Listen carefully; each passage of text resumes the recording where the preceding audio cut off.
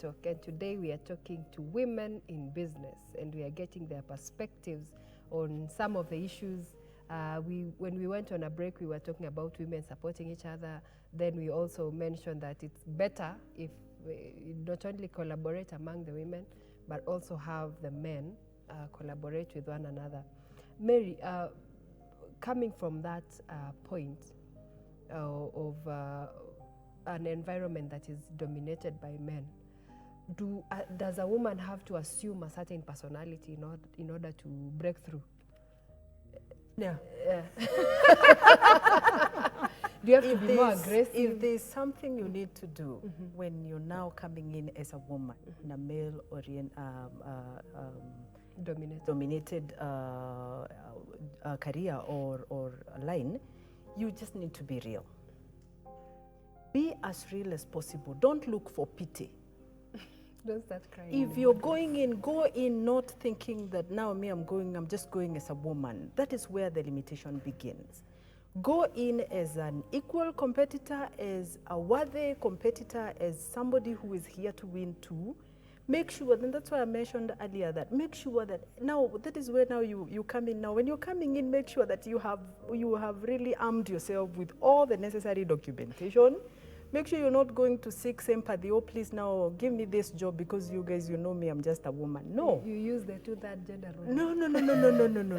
In as much as there are other advantages that may work for you, like that certificate you mentioned for it's called access to government procurement opportunities given to youth and women and people living with disabilities. Those are the advantages you may go in, but don't go with it like you're looking for pity and sympathy. Don't, because that becomes your point of limitation. Just go in knowing that I am a woman, yes, but I'm not going in as a weaker vessel here. I'm going in as a worthy competitor, and I'm ready for this. And that is where the strength begins. So you don't have to start looking very aggressive, extremely assertive. No. Just be yourself. Yeah. And keep the focus on, make sure that you keep knowing and searching and researching more on what you need to do and where you want to get and how to get there. Okay, that's awesome. Yeah. Let's look at clients, because we get different types of clients. But first, let me ask Mary, Gaki, have you ever been conned?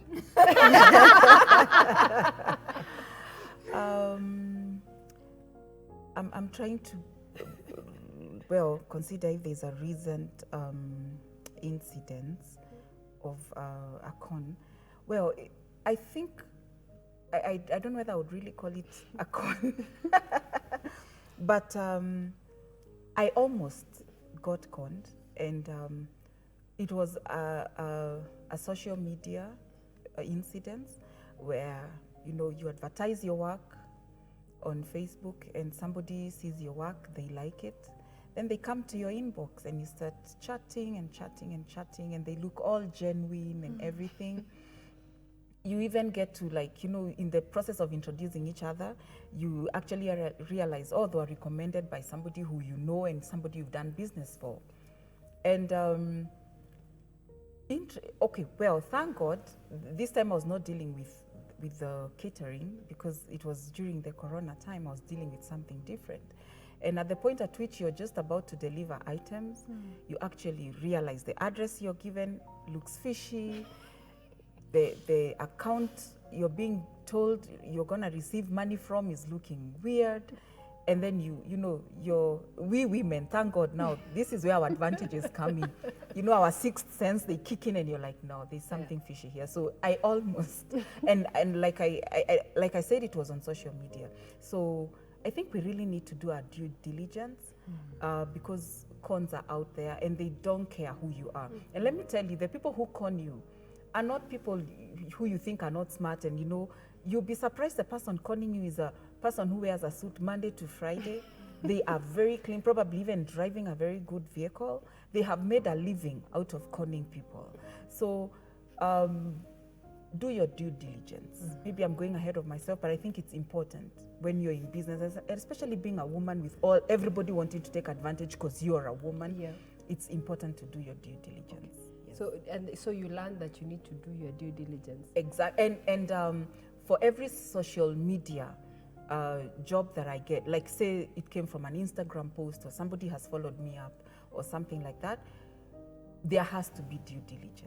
If I can follow them up, I will do that. If I can do site visits, I will do that. Anything I can do before I put my finger or my signature on any document, I have to do So that. don't just trust on face value. No, you Beatrice, cannot. have you had any Incidents? incident of conning? Yeah, I have. But what I should say, in every business, always anticipate loss. Don't go thinking it will be smooth. So the reason why you experience such incidents is so that you become wiser. There's a reason why CCTV were created, because someone somewhere got conned or an incident of loss of items or stealing occurred. So, but what I've learned along the way is that when you're budgeting or planning your business, always give room. Because sometimes you can supply, like I remember there's a time I supplied someone items, and the person for sure they would have paid, but calamity strike. What do? Will you hang them by with a knife and tell them you have to pay me, pay me? Sometimes you ask yourself, have you given your business an allowance for bad debt? Because it's not every time that you'll make a sale and it goes through. So when people are planning for their business, this is where business planning and strategy is there. So for example, if it's a hospital, and you've brought in a patient and the person has paid a deposit, then they have stayed in your hospital for over like 3 months. Then all of a sudden, the people who are to pay the hospital bill maybe die, or a calamity strikes. The bill is 2.5 million. This person does not have insurance. Do you close down your hospital? So you realize if you had not planned on how to deal with bad debt, what do you do with it?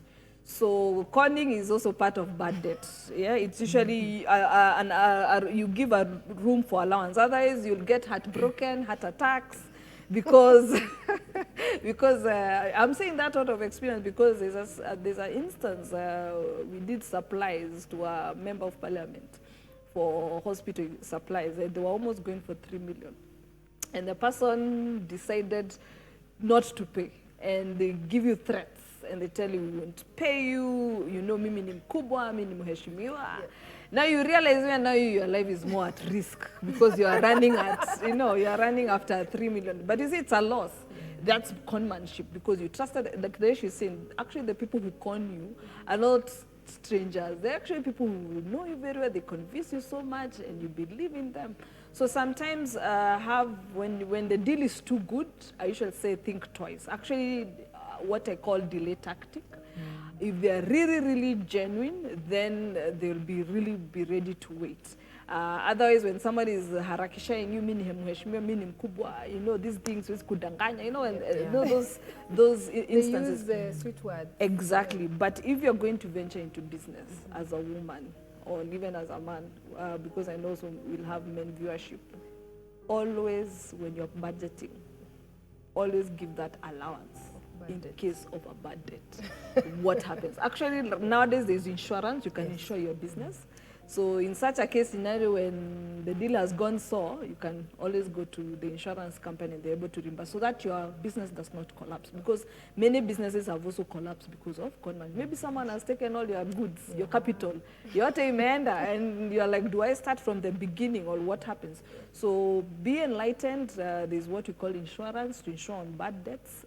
And I think especially depending on how capital intensive your business is. Okay. Yeah. So if you're tuning in, we are talking to women in business. Please share the feed with your friends. Contact us on the lines that are running below your screen, so that we can get your perspective and also your thoughts on this show. So we've talked about bad debts, conmanship. Have you learned something about dealing with clients, Mary, over time? Because we said we have different kind of clients who come your way. What is that one bottom line, or maybe several, that is like a mode of engagement between you and your clients? Oh, definitely, yes. When we are dealing with clients, especially for us, we've got to go to the ground first, right? Because most of the things that we are doing, we've got to be on the ground. So for us, possibly maybe that where you supply, we do not have anything we are supplying. We do, when you're going for the actual job, you've got to first do the site survey, and then from there you engage. But before you do any concrete work, the ground rule for us is next on is that the client must commit themselves in terms of you've got to receive after they have, now we've sent them our proper documentations to show that we are registered and we are accredited by the relevant bodies. They've got also to show us that they are committed to this job by giving us something that we can hold on to in case they've not paid. We can go to court. If you have, like, let's say, a system where you receive a local purchase order before you engage on any work, and that's what we do. For any client that we will now carry our machinery, possibly go and measure their air and water, and also any audit. Before we even move workforce from the office to the place, we've got to first receive the local purchase order.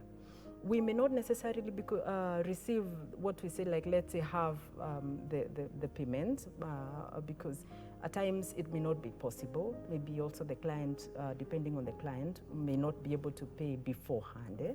But once you receive a local purchase order, it makes it easier for you, because in case that client doesn't pay, that's something that you will hold on and it is acceptable by the law. You will be able to sue the client and say that, honestly, we engaged, they committed themselves by giving us this LPO, and now we've done the work, and you can be able to show that even you did the invoice and everything, but they did not pay. All right. So for us, before we engage on any other client, we must first receive their local purchase order. So that's like a ground rule. Yes. Then there are those who you have to give a certain percentage of down payment. Very true. Okay. Very true. That's awesome. Last year we went into a pandemic as a nation, Gaki, and we were here. We've been hearing on news businesses are not doing well. Yeah. Businesses collapsed. They closed down. How has been your experience through that pandemic? As a caterer. Yeah. You know, necessity is the mother of all invention. Yeah. And so COVID comes and you realize what you've been doing, you can no longer do it.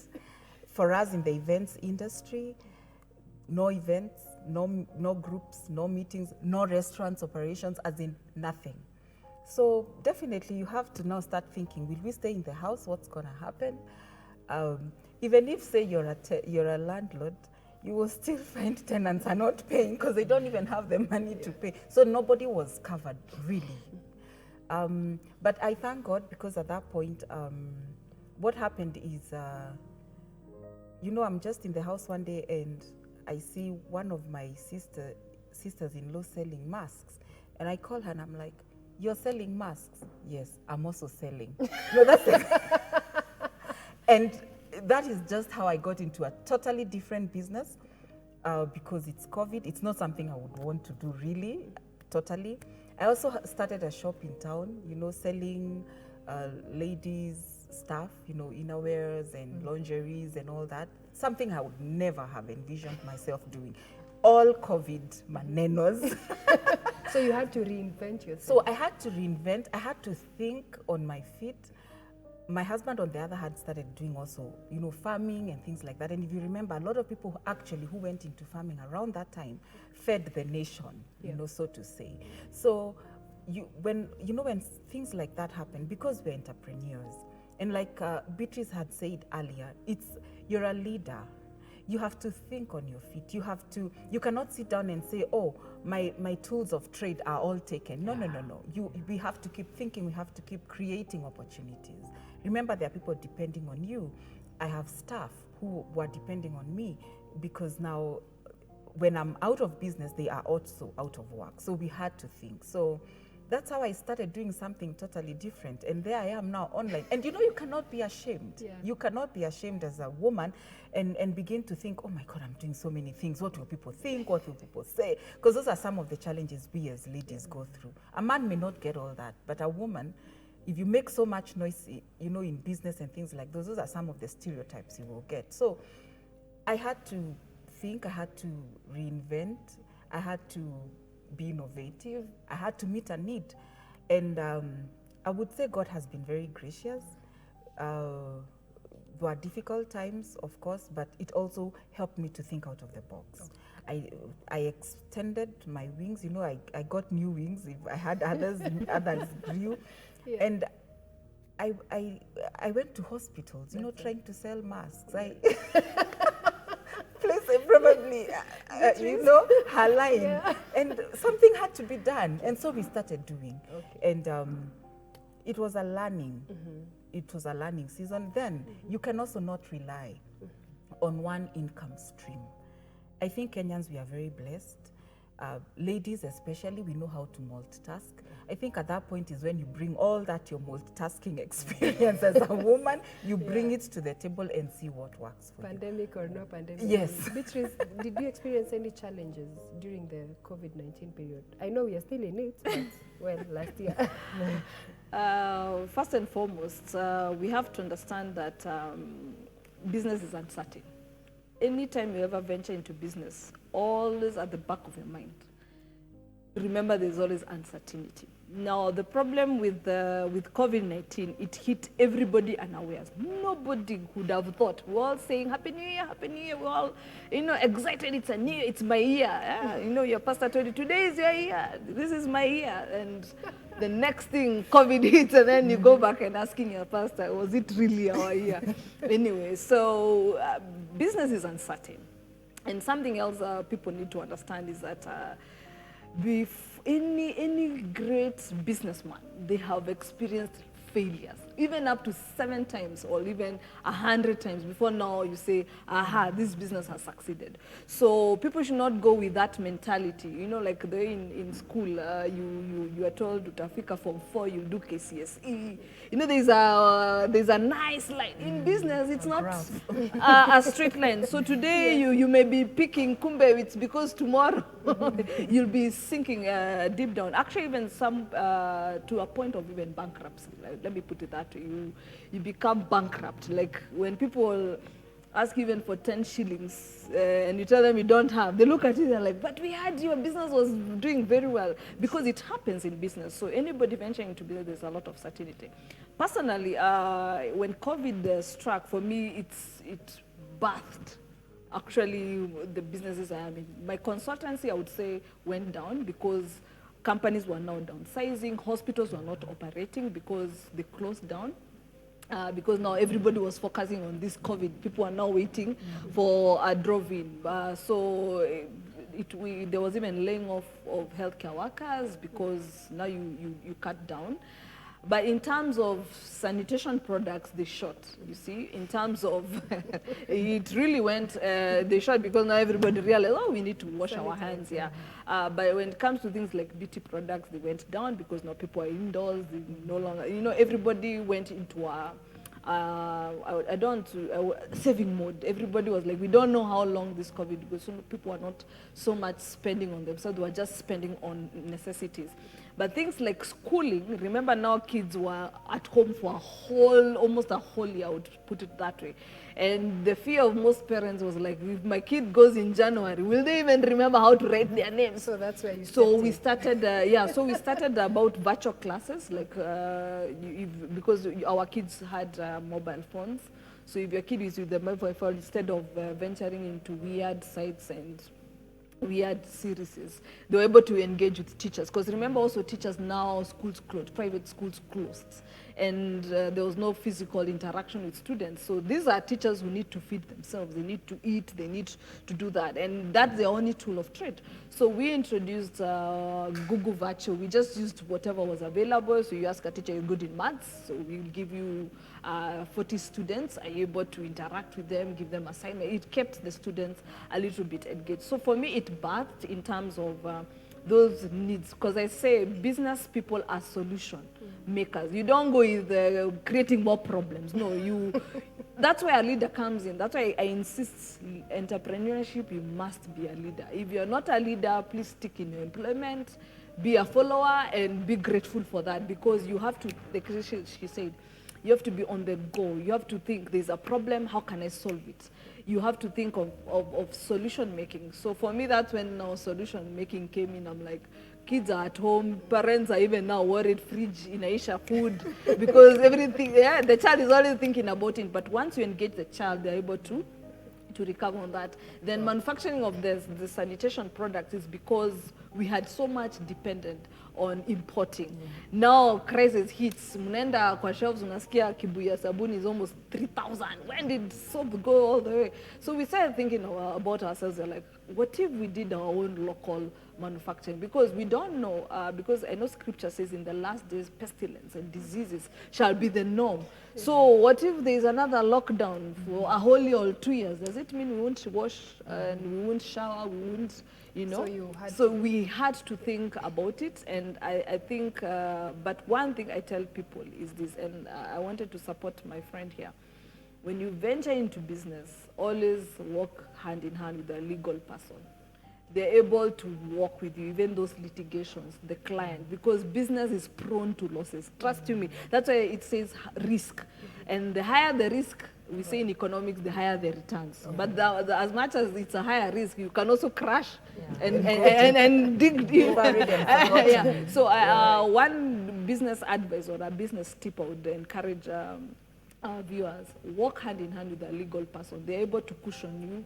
They're able to tell you, like this, you said, litigations, all issues of conmanship, how to insure yourself. It saves you a lot of agony instead of the try and error. Sometimes people may want to cut shortcuts, but those shortcuts, you end up paying more at the end of the day. Yeah. All right. Yeah. So if you're tuning in, have you been conned in Corona period? How did you reinvent yourself, or you just closed your business and went to Shago? So you've heard you need to reinvent yourself. You need to provide solutions, because the COVID-19 period brought in a lot of problems, and we saw a lot of gaps in but our opportunities nation. as and well. Opportunities Yes. also. So that's where a woman in business would have to think, hey, there's a problem here. Homeschooling, people are finishing food in the fridge. How can we engage them? That's interesting. So if you're watching us, we are talking to women in business, and these women are loaded. I hope you are getting something. Engage with us on the contacts running below your screen. Share the feed. Send us a text on as the feed is going on, so that we can interact with you further. Gaki, usually a woman has so many responsibilities. You're not just in business. Yeah. If you're married, you have a husband, you have children, you have your in-laws, you know. You have society, you have church. Yeah, you know, you have church, you have so much. And cats and dogs. And cats. So how do you balance all those responsibilities? For you to be able to balance responsibilities, you yourself as a woman has to be balanced. And you have to be well and whole. So my approach always, and what I also tell people, is look at yourself first. Make sure you're whole. Make sure you're well. You're of a sound mind. Yeah. If prayer works for you, pray. If it's reading the Bible that brings you at a balance, read the Bible. If it is talking to somebody that brings you to balance, do that. Whatever works for you, do it. Before you can go out there and start handling husband, babies, world, business, everything, before you start handling everybody else, make sure you yourself are at a good place and you're balanced from within. Bible says that out of the abundance of your heart, the mouth speaks. And I will say out of the abundance of your heart, we see your actions, because your speaking is an action. So we will see your actions and how you do things. So it all has to come from within you. What balances you? What do you believe in? How do you handle, anger? How do you handle offense? How do you handle tiredness? For example, even stress. I'm tired. How do I handle it? Do I go talking and singing songs, to offend everyone else in the house? How do I handle myself at that point, at my breaking point? At my breaking point, what am I doing to just make sure, first of all, I am whole, I am well, I am healthy? Then that way I can be able to handle everything else that I have to do. Women are helpers. We were created to help. And it's very evident, of course, from the book of Genesis. We have seen women who multitask, who bring in help. A woman comes in. We have men full of wisdom, but a woman also comes in and brings her dimension of wisdom. So I think God created us with such a huge capacity. We should never underestimate the power that a woman carries to even handle all those things. So my advice is be well first. And if there's a woman out there doing business or basically going around the issues of life and the circumstances that life is throwing at you, take a break, go sit, think about your life, pray if you have to pray, talk to somebody if you have to talk to somebody. Be well first, you as a person. Take time. Nobody will crucify you or judge you that you took a break, to seek for help. Nobody will judge you for that. Right. Yeah. So you need to be whole as a woman. You need to be whole. We have to come to the end of this show. We'll need to do a season 2. But on that note, let's, Mary, just look at that camera and in 30 seconds, just talk to a woman in business, and just encourage them, your parting shot. If there's any woman out there who is feeling stuck and is feeling like what you studied is not working for you, don't die there. There's strength in agility, there's strength in flexibility, and the willingness to change a career at whatever age. So don't die in there. You can always take a U-turn. I took a U-turn from, I'm still working on it, from financial, now I'm in environment and occupational safety and health, and I'm doing it. Don't die there. Okay. Thank you. That's awesome. 30 seconds, Beatrice. Look at that camera and talk to someone. What I would like to challenge women out there is that the world is full of many problems and it's dying to find solution makers. So don't be part of the problem, be a solution maker. Wow. Be a solution maker, reinvent yourself. Look at be whole before you venture into business. We have to come to the end of the show, but I believe you have learned something. I'll have to call these ladies for another show because we've just scratched the surface. Thank you for watching and staying tuned. I'll see you again next week on Thursday, same time, same place. Good night.